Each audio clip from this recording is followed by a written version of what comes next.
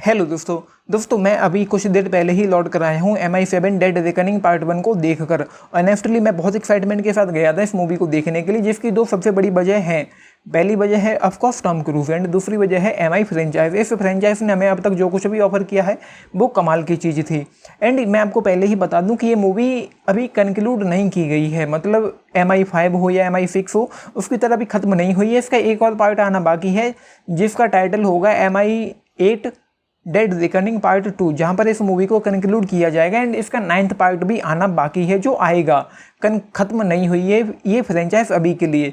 तो यार मैं आपको बताता हूँ कि मूवी में स्क्रीन पर जब लिख कर आता है द ऑस्ट्रेलियन एप्स, जहाँ पे वो हरी भरी वादियाँ ट्रेन चलती हुई दिखाई पड़ती है, ऑनेस्टली मुझे मेरी आंखों को वहाँ पे सुकून मिला इस मूवी को देखने का। कमाल की वादियाँ थी, कमाल की सिनेमेटोग्राफी थी, कमाल की लोकेशंस थी एंड स्क्रीन पर जो कुछ भी हो रहा था वो ऑसम था। मतलब मैं पहले आपको बताता हूँ कि मूवी में कुछ ऐसे सीन्स थे जब भाई धड़कनें तेज होंगी आपकी। मैंने जो एक्सपीरियंस किया उस दौरान ट्रेन के छत के ऊपर, जब टॉम क्रूज एंड वो जो कैरेक्टर है गैब्रियल, जब वो ट्रेन के छत के ऊपर लटक रहे थे, रेंग रहे थे कीड़े मकोड़ों की तरह, एंड जब वो टनल आई तो वो सीन ने मुझे बहुत ज़्यादा थ्रिल किया अंदर से। क्योंकि मैं ये सोच रहा था कि अगर इस टनल में कोई एक पत्थर भी यूं करके निकला हुआ तो भाई इन लोगों की बत्ती गुल हो जाएगी, ख़त्म हो जाएंगे, लंका लग जाएगी इन लोगों की।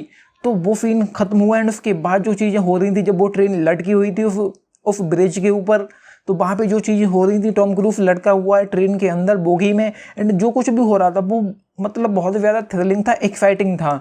मतलब काफ़ी ज़्यादा थ्रिल वहाँ पे हो गया था। लेकिन उसके अलावा यार मतलब मूवी में ना तो इंटेंसिटी है, ना कोई एक्साइटमेंट है, ना कोई सस्पेंस है, ना कोई थ्रिल है उस सीन के अलावा, ना कोई टेंशन है उस सीन के अलावा, कुछ भी नहीं था। मूवी शुरू हुई एंड शुरू होने के लगभग मैं देख रहा था कि मूवी 12 बजे शुरू हुई एंड मैंने अपना फ़ोन साइड में रखा, साइड में फ़ोन की AOD जल रही है, लाइट आ रही है एंड यार मूवी चलती जा रही है, कुछ भी नहीं हो रहा है, मतलब बिल्कुल ठंडी एक तरीके से।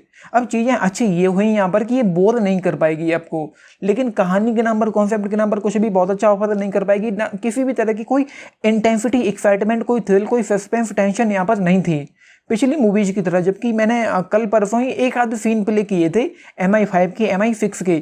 मूवी शुरू होती है एंड शुरू होते ही वहाँ पे कमाल की चीज़ें होने लग जाती, तो वो चीज़ यहाँ पर मिसिंग थी। लगभग 1.5 घंटे तक मूवी में कुछ भी नहीं हो रहा था। फिर एक मोमेंट आया जब वो ब्रिज वाला जो वो सीन था, गैब्रियल था एंड इल्फा फॉस्टर थी, उन दोनों के बीच जो फाइटिंग चल रही थी, वहाँ पे कुछ चीज़ें हुई जो आपको थोड़ा इमोशनल करेंगी। लेकिन उसके पहले यार कुछ ऐसे मोमेंट थे जब बैकग्राउंड में कुछ नहीं बज रहा है, वो लोग अपनी डिस्कशन कर रहे हैं कि ये सब क्या हो रहा है, क्यों हो रहा है। तो मैं सुन रहा था कि कोई दूर थिएटर में बैठ के कोई गाना बजा रहा था, बॉलीवुड का पुराना गाना बजा रहा था कोई, पता नहीं वो उसकी कॉलर ट्यून थी, रिंगटोन थी या पता नहीं क्या था, लेकिन मुझे गाना सुना ही पड़ा कहीं पे, क्योंकि लोग बोर हो रहे थे, पकड़ रहे थे, गाने बजा रहे थे एंड बातें कर रहे थे आपस में। लेकिन मुझे बोरियत नहीं लगी, लेकिन कुछ भी इंटेंस एक्साइटिंग यहाँ पर नहीं था। मतलब मूवी बिल्कुल एक तरीके से ठंडी सी, कॉन्सेप्ट के नाम पर कुछ भी बहुत अच्छा नहीं था। मैं आपको कहानी के बारे में अगर मैं बात करूं तो कहानी मूवी की जो 2 घंटे 45 मिनट की फिल्म बना के उन्होंने रख दी है, वो एक चाबी के आगे पीछे घूमती है पूरी तरह से। एक चाबी है जिसके अंदर कुछ ऐसा बंदे जो उसको हासिल करेगा वो इस दुनिया का सबसे पावरफुल इंसान बन जाएगा।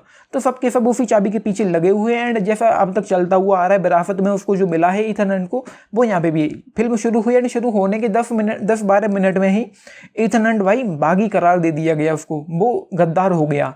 एंड पता नहीं क्यों गद्दार हो गया, उतना बहुत बड़ा कुछ नहीं हुआ कि हाँ ये बात थी कि गद्दार हो गया, लेकिन नहीं, वो गद्दार हो गया सॉरी। उसके बाद चलती जा रही है, कुछ नहीं हो रहा, कुछ भी नहीं हो रहा। एंड लास्ट का जो लगभग 45-50 मिनट जो रहे होंगे मूवी के, वही अच्छे थे सिर्फ एक्शन के नाम पर, स्टंट के नाम पर, और स्क्रीन पर जो कुछ भी चल रहा था स्टंट के नाम पर।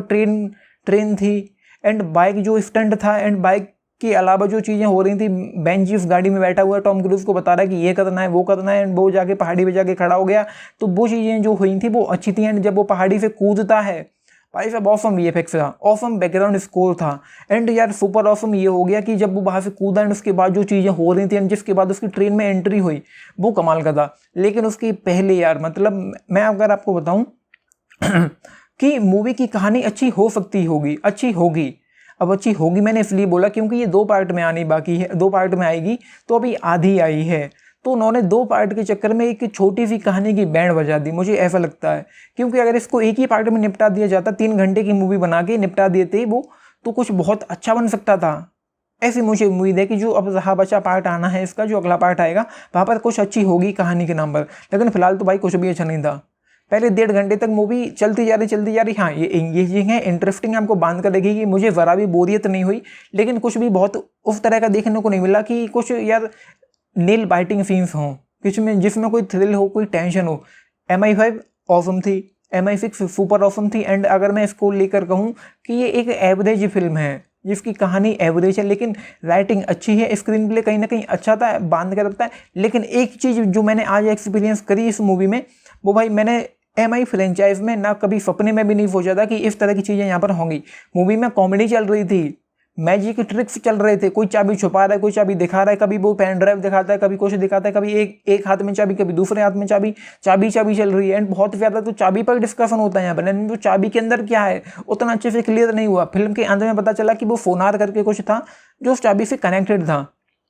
एंड उसके अलावा भाई मतलब मूवी में कॉमेडी चल रही थी। वो जो फिएट कार थी येलो कलर की, वो अपने आप में कॉमेडी है। एंड उस फिएट कार के अंदर जो कुछ भी हो रहा था वो कॉमेडी से भरपूर है। एंड उसके बाद जब वो कार का नाम क्या नाम है मतलब पलट के सीधी खड़ी हो गई, एंड खड़ी होने के बाद पब्लिक हंस रही थी, कॉमेडी चल रही थी इस मूवी में। एंड मुझे उसके बाद जब वो वहाँ से सीढ़ियों से नीचे उतरी एंड वो गोल गोल चक्कर काट रही है, वहाँ पे धुआं उड़ा रही है, एंड तब तक वो जो लड़की है पेरिस नाम था उसका, जो उसके पीछे पड़ी हुई थी, क्यों पड़ी थी उतना तब तक क्लियर नहीं हुआ था। लेकिन उसके बाद जो हुआ, वो गाड़ी गोल गोल मतलब स्किट हो रही है, धुएं छोड़ रही है, इसके टायर धुआं छोड़ रहे हैं, ये सब चल रहा था मूवी में। एंड उसके बाद कॉमेडी ये थी कि इस फिएट कार के संदर्भ में जितनी भी चीज़ें हुई, फिएट कार जब से दिखाई पड़ी और जब तक दिखाई पड़ना बंद हो गई तब तक कॉमेडी ही कॉमेडी थी इस मूवी में। उसकी हथकड़ी को लेकर, वो जो बाइक खड़ी थी बहुत सारी, उसमें जाके वो टक्कर मार देती है, उसको लेकर हंसी आती है। एंड उसके बाद वो गाड़ी जहाँ पहुँचती है, जिस तरीके से जाती है, वो अपने आप में सब कुछ कॉमेडी से भरपूर था। तो अच्छी चीज़ मुझे यहाँ पर देखने लायक जो जिसमें एक इंटेंसिटी थी, जो एक थ्रिल था, वो वही था ट्रेन के संदर्भ में जो भी चीज़ें हुई इस मूवी में, इसके क्लाइमैक्स में। लेकिन कहानी के नंबर भाई कुछ भी अच्छा नहीं था, कोई ट्विस्ट एंड टर्न नहीं है। सबसे बड़ी चीज़ ये है, कोई स्पाई वाली कोई चीज़ नहीं, कोई टेंशन नहीं है। जो टेंशन आपको देगा वो स्टंट ही थे इस मूवी के। तो यार मतलब उन्होंने एक तरीके से कचरा कर दिया इस फ्रेंचाइज का, मतलब इस फिल्म का। एक तो लेंथ कम हो सकती थी, हालांकि बोरिंग नहीं है। एंड मुझे कहीं पे भी ऐसा फील नहीं हुआ कि मैं मूवी से डिस्ट्रैक्ट हो रहा हूँ या मैं बोर हो रहा हूँ, ये नहीं लगा। लेकिन कुछ भी बहुत अच्छा देखने को नहीं मिला। पूरी तरह से कहानी को लेकर, कॉन्सेप्ट को लेकर ये मुझे सेटिस्फाई नहीं कर पाई पूरी तरह से। एंड इल्फा फॉस्ट को लेकर जो चीज़ें हुई वो इमोशनल करेंगी, वहाँ पर बिल्कुल एक म्यूट हो जाती है मूवी पूरी तरह से।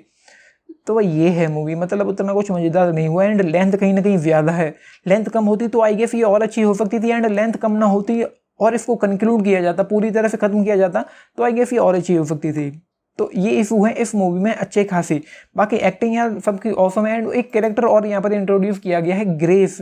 उसके बारे में कुछ भी पता नहीं चला, फिर भी इतना बता दिया कि वो कोई चोर है, थीफ है। एंड ये चलता जा रहा है। तो मैं पहला 1.5 घंटा पूरी तरह से ठंडा था, कुछ भी वहाँ पे बहुत खास नहीं था, बहुत बड़ा नहीं था। कहानी के नाम पर, कॉन्सेप्ट के नाम पर, ट्रीटमेंट को लेकर, मसाले को लेकर कुछ भी बहुत खास नहीं था।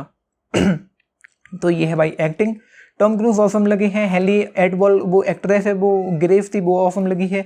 लूथर है, वेंजी है, एंड एल्फा फॉस्ट है, एंड बाकी की जो और कैरेक्टर्स हैं। एंड वो जो विलन था उसका नाम है गैब्रियल एसआई मोरेलेस, उसने भी अपना अच्छा दिया है। तो भाई ये है। बाकी BGM है, सिनेमेटोग्राफी है, BFX एंड जो एक्शन है वो ऑसम है। एक्शन भाई ऑसम है, उसको देखकर मजा आ गया, स्पेशली जो अंत था। एंड जो फाइट सीक्वेंसेस हैं वो अच्छे थे। मूवी की शुरुआत जिस तरीके से हुई, एंड वो जो रेगिस्तान में जो कुछ भी हो रहा था वो अच्छा था। तो एक्शन को लेकर डिसअपॉइंट नहीं कर पाती। एंड एक्शन ही तो इस मूवी की जान थी।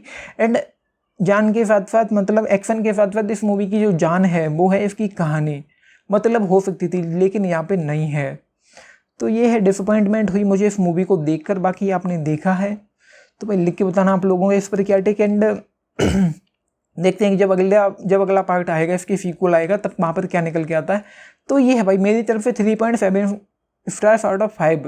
बहुत कुछ अभी समझ में नहीं आया, मतलब बहुत कुछ लंबा था जो भी था। तो आपने देखिए, लिख के बताना आप लोगों का इस फिल्म पर क्या take. And like share subscribe भी करना चैनल को, वीडियो को। And this is Nitish, thank you.